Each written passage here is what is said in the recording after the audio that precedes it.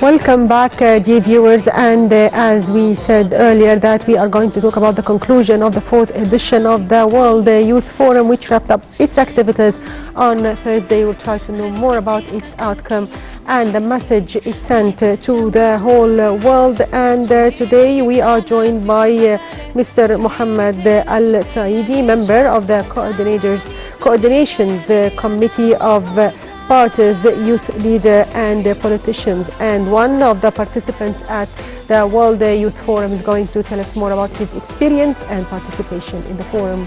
Good morning. Good morning, madam. I'm glad to be with you today.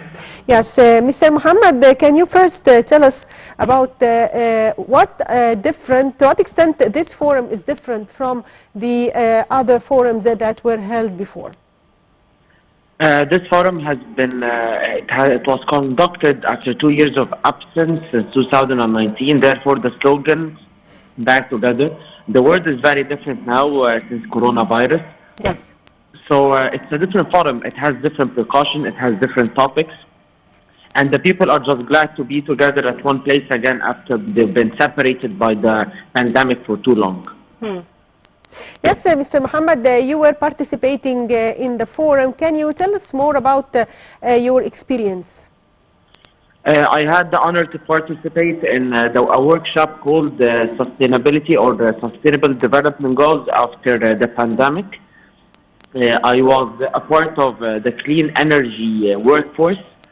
The clean energy workforce, we worked on a project called the Green Hub, or we tried to operate on a project or create a project called the Green Hub, which is a green facility, research facility to be built in the new capital, related and working on clean energy and its application. Yes, and to what extent youths can benefit from these workshops? Say again, please, I didn't hear that well. Yes, to what extent the youths that were participating in the forum benefit from this workshop? The topics in the forum is always the hot topics on the political and social and developmental scene. It's always the hot topics out there. It's always the topic creating momentum. People want to discuss in their countries. They want to discuss on all international platforms, so they come there with their opinions, with their differences, and we try to create something we try to create a high quality product out of that differences and that inclusion. Yes. So, Mr. Saedi, could you please shed light on the most important topics that were tackled during the forum, other than the workshop that you participated in? Of course, one of the most important topics was water security, and other important topics was the Hayat Karima project, yes. Human rights. Oh, please, second. Yes.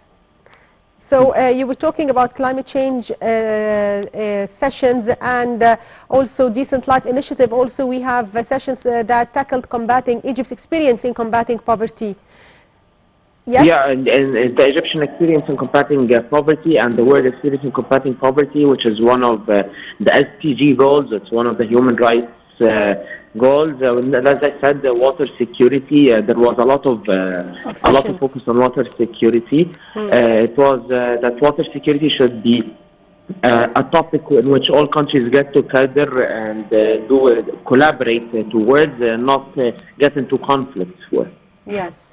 Also, Mr. Saedi, there were many participants from 196 countries. Can you tell me how they were feeling during this conference? To what extent they benefit from their participation? As I said before, it's always the hot topics. So these youth coming from those countries, they want to come network, discuss those topics, discover the differences in opinions between theirs, and have an opportunity to express their opinions in front of world leaders and other cultures. So, and of course, after 2 years of absence and after 2 years of everyone just staying home, this was a very, very collaborative, and this was a very, very cheerful place to be for them. And in your opinion, what is the message that was delivered to the whole world by the end of this forum?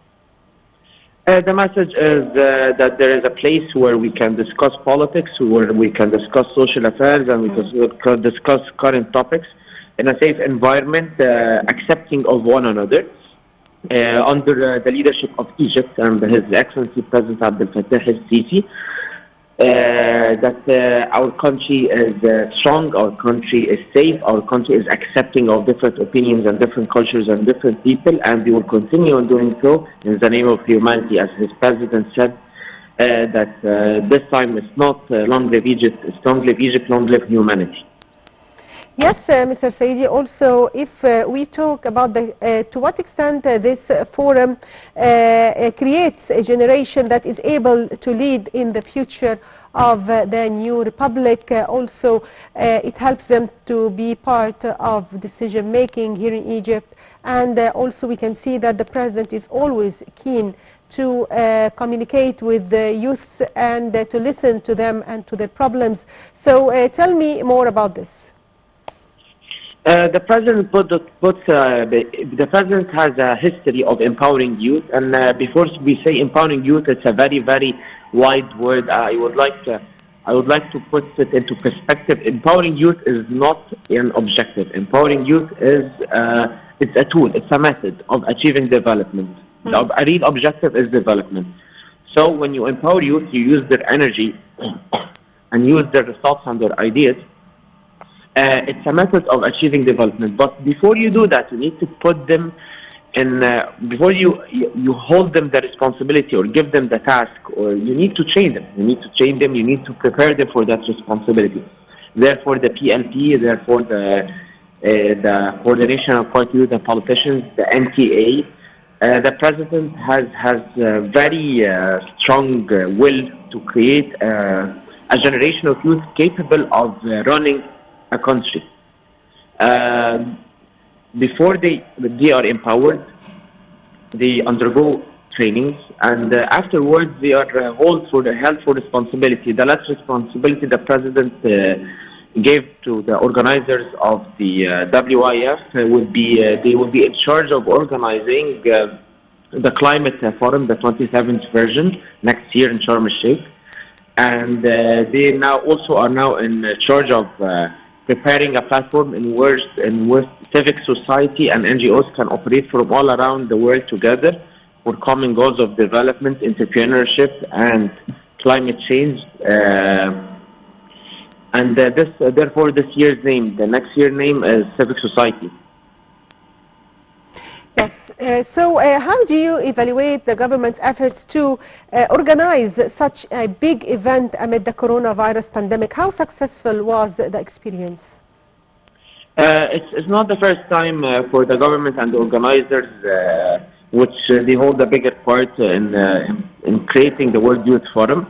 And they did it excellent as always. And this time they had the content is always getting better, because the experience is getting higher, and more opinions and more people around the table. The problem they were expecting was if people are gonna follow social distancing and they're gonna follow the COVID-related safety manual, and people actually did. It was everyone got PCR every 48 hours. Yes. Social distancing was maintained. There was plus numbers in workshops, rooms, and buses, and everything went out okay. Thank you. Yes. Also, Mr. Saidi, one of the important sessions that took place was the one that tackled the Decent Life initiative. How did you follow up this session, and how successful is the government in implementing Decent Life initiative and in developing rural areas in Egypt and improving infrastructure and skills of Egyptians living in these areas? The Haya Karima project is a long-awaited project. It is. We all knew that Egypt needed this kind of change, and as the president said, that he would go around cities as a younger man and think that we need the change. Egyptian people deserve to have an honorable, clean life. It is the biggest project in Egyptian history, with 700 billion on on record for the development of the Egyptian countryside. It aims to create jobs. It aims to create sustainable power and sustainable water. And the 30% of the project, more than 30% of the project, is already concluded before even the project was put into perspective or put or was reviewed to the Egyptian society. The Haya Karima project is the main force behind the Haya Karima project are volunteers, actually. So those volunteers are doing a great job. They're making us proud, and we wish them the best of luck for all of us. Yes. Also, among the discussions was business entrepreneurship. How can the government support young entrepreneurs in the coming period?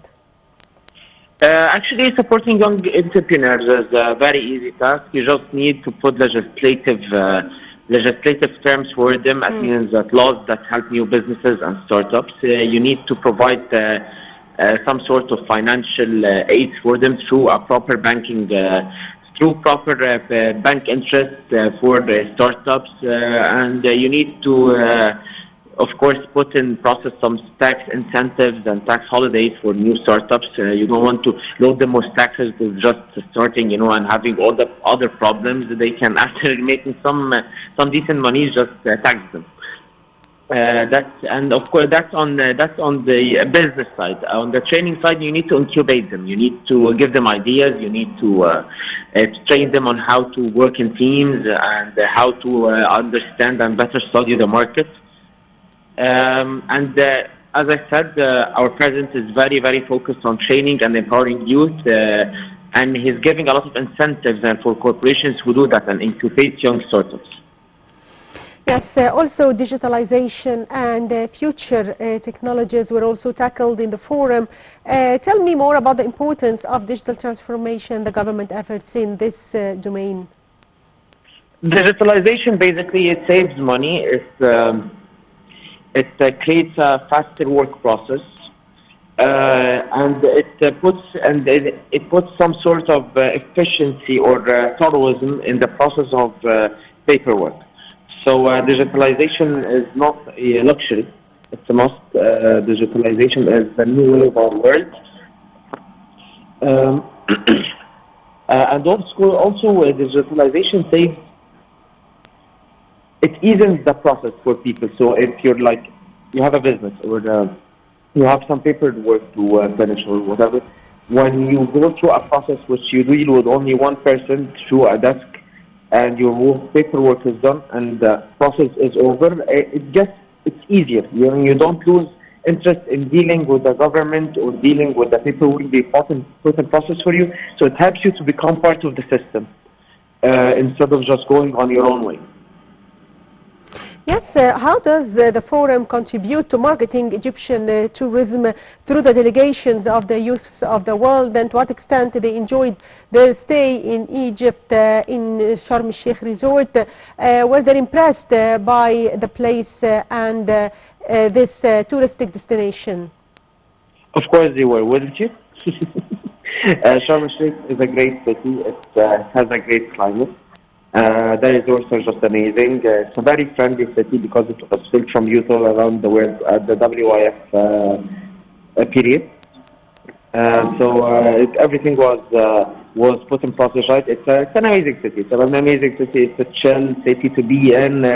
And the morning it was full of politics, the current affairs and discussion.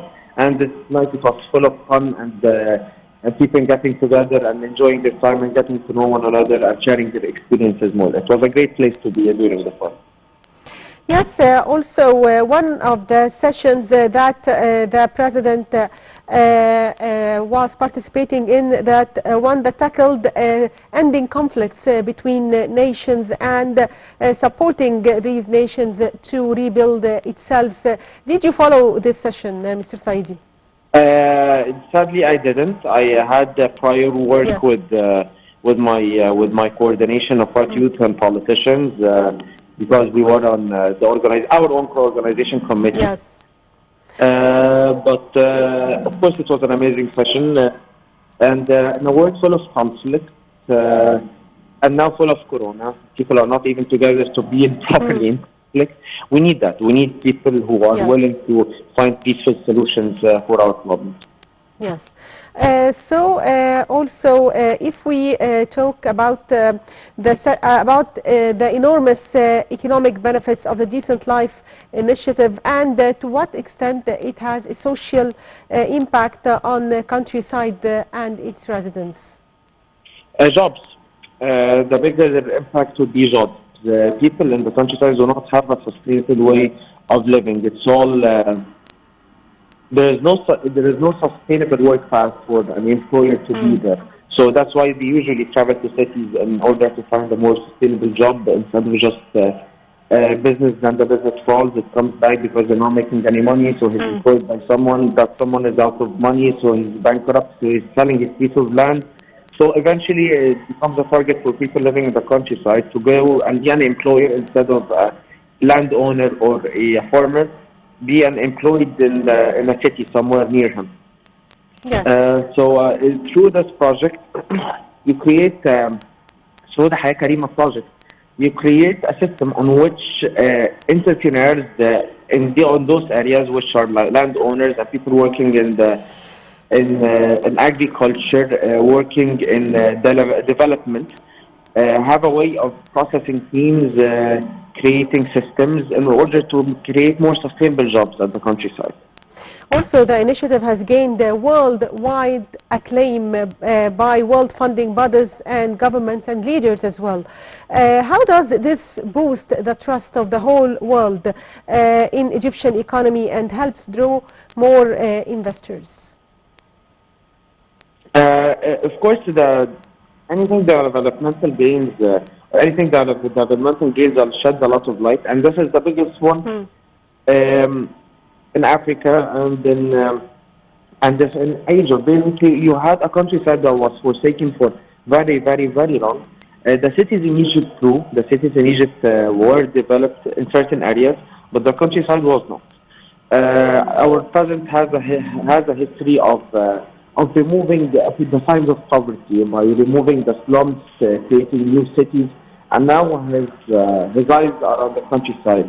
Therefore, allocating 700 billion and creating a wild task force of volunteers who will undertake this task. Yes, finally, I'd like to thank you, Mr. Mohamed El Saedi, member of the Coordinations Committee of Parties, Youth Leaders and Politicians, CPYP, and one of the participants at the World Youth Forum. Thank you for being with us. And viewers, a short break, and we'll be back with our second segment. So stay tuned.